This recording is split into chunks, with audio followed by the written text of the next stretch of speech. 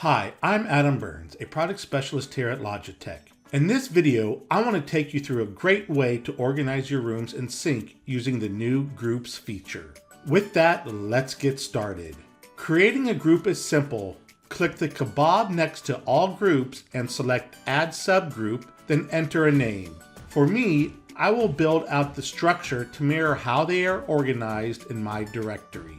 The unassigned group is the default for new rooms. To add a room to a group, go to the inventory view and drag and drop the room to the group. Or select multiple rooms and use the Move to Group function. Notice that the room count is also shown. Each room also shows which group it belongs to.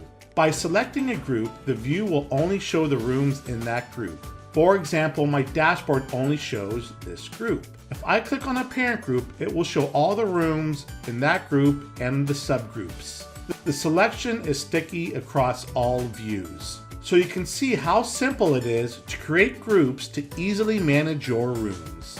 Thank you for your time. For more on Sync, visit logitech.com/sync.